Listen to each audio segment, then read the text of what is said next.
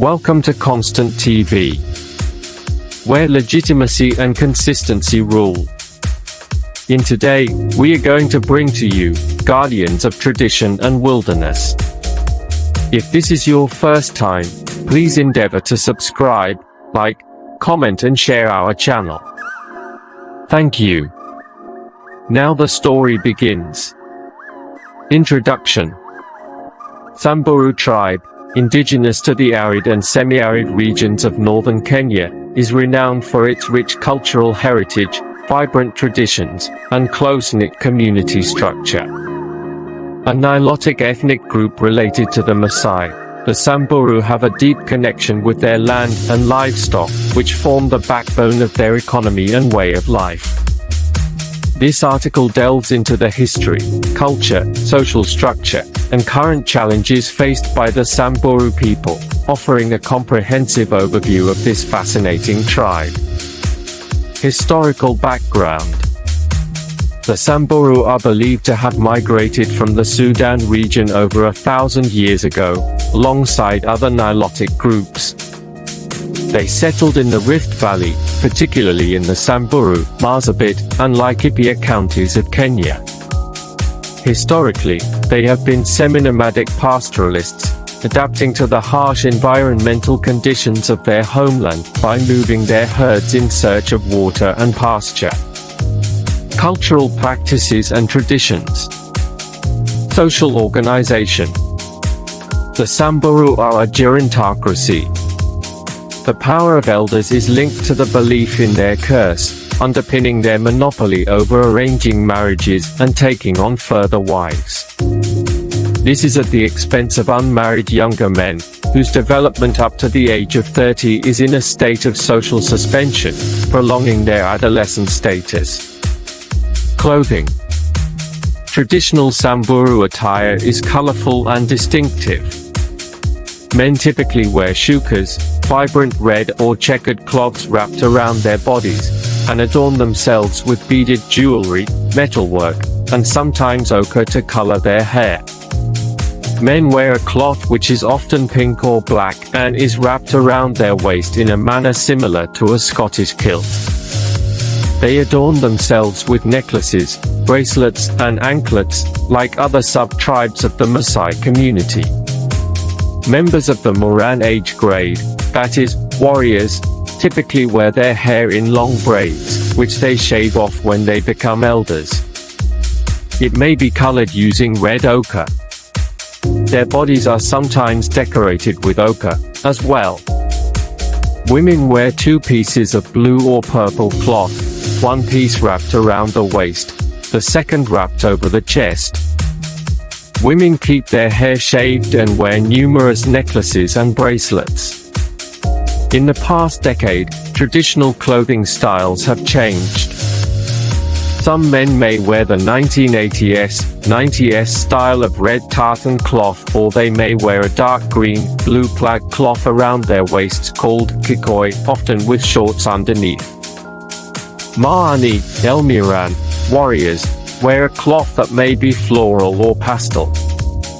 Women also wear brightly colored beaded necklaces, earrings, and bracelets, and their clothing often includes layers of cloth and leather skirts. These adornments are not merely decorative, but carry significant cultural meanings and indicate social status, age, and marital status. Religion. Samburu religion traditionally focuses on their multifaceted divinity, Inkai. Inkai, a feminine noun, plays an active role in the lives of contemporary Samburu. It is not uncommon for children and young people, especially women, to report visions of Inkai. Some of these children prophesy for some period of time, and a few gains a reputation for prophecy throughout their lives. Besides these spontaneous prophets, Samburu have ritual diviners, or shamans, called Aloibanagba, who divine the causes of individual illnesses and misfortune, and guide warriors. Samburu believe that Inkai is the source of all protection from the hazards of their existence. but Inkai also inflicts punishment if an elder curses a junior for some show of disrespect. The elder's anger is seen as an appeal to Inkai, and it is Inkai who decides if the curse is justified. Faced with misfortune and following some show of disrespect towards an older man, the victim should approach his senior and offer reparation in return for his blessing. This calms the elder's anger and restores Inkai's protection. It is, however, uncommon for an elder to curse a junior. Curses are reserved for cases of extreme disrespect. Many Samburu are Christian believers in Jesus Christ. Many of the Christian pastors in Samburu reside around the central town of Wamba. Many of the pastors in this area fluently speak English, Swahili, and Samburu.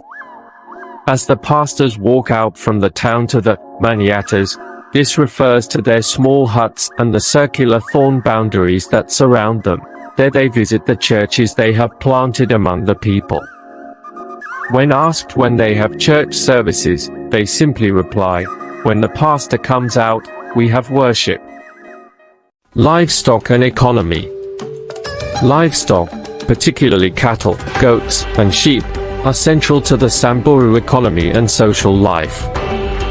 Cattle are a source of milk, meat, and blood, which are staples in the Samburu diet. They also serve as a form of currency and social status. Wealth and prosperity are measured by the size of one's herd, and livestock is often used in dowries and other significant transactions. Social structure and governance. The Samburu society is structured around clans and age sets. Each clan, identified by specific totem animals, plays a crucial role in social cohesion and identity. The age set system categorizes men into groups based on their age, with each set moving through distinct stages of life and responsibilities, from junior warriors, moran, to senior elders. This system not only organizes social roles, but also ensures the transmission of knowledge and cultural practices across generations. Rituals and ceremonies. The Samburu people are known for their elaborate rituals and ceremonies, which mark significant life events and transitions. One of the most important ceremonies is the initiation of boys into manhood, which involves circumcision and subsequent seclusion from the community for training and education. Marriage is another pivotal ceremony, often involving intricate negotiations and the exchange of livestock. Language and oral traditions.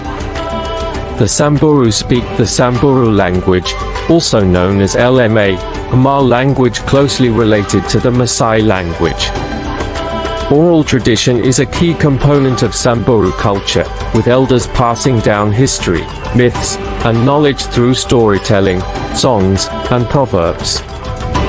These oral narratives are crucial in preserving the tribe's heritage and teaching younger generations about their identity and values. Environmental adaptation and livelihood. Living in a challenging environment, the Samburu have developed sophisticated strategies for survival. Their semi-nomadic lifestyle allows them to adapt to the cyclical nature of droughts and rains. They construct temporary homes called nkang, made of sticks, mud, and grass, which can be easily dismantled and moved. This mobility is essential for managing their herds and ensuring access to water and pasture. Challenges and contemporary issues. Land and resource conflict. The Samburu face significant challenges related to land rights and resource access. As semi-nomadic pastoralists, they require vast tracts of land for grazing. However, increased competition for land due to agricultural expansion, wildlife conservation areas, and infrastructure development has led to conflicts and reduced grazing areas. These pressures threaten their traditional way of life and food security. In 2009, took people on a tour through places purported to be in Samburu County, while asserting that conflicts between Samburu and the neighboring Pokot people was the result of both sides starving because they had more cattle than the rangelands could support.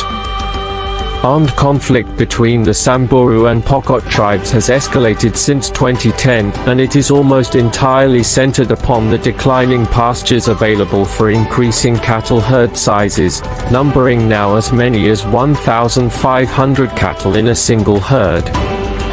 With the recurrent drought since 2010, and catastrophic drought of 2017, the battles for pasture have led to both sides invading the nature conservancies of Laikipia County.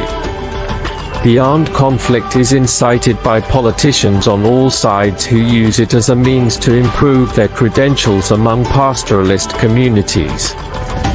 Climate change. Climate change poses a severe threat to the Samburu's livelihood.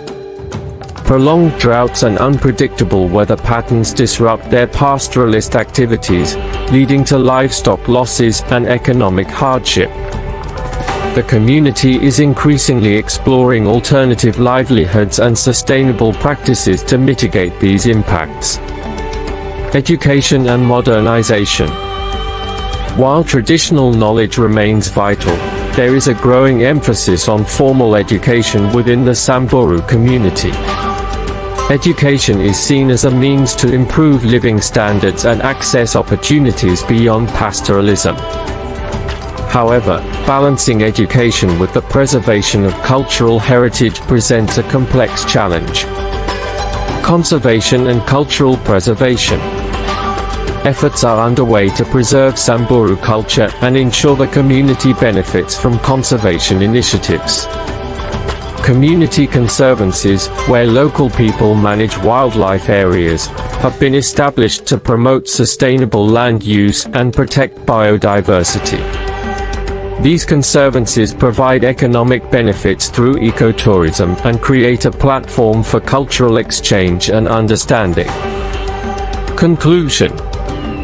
The Samburu tribe, with its rich cultural tapestry and resilient way of life, stands as a testament to human adaptability and the enduring power of tradition. Despite facing numerous challenges, the Samburu people continue to uphold their heritage while navigating the complexities of modernity. Their story is one of strength, unity, and a profound connection to the land they call home. Thanks for watching.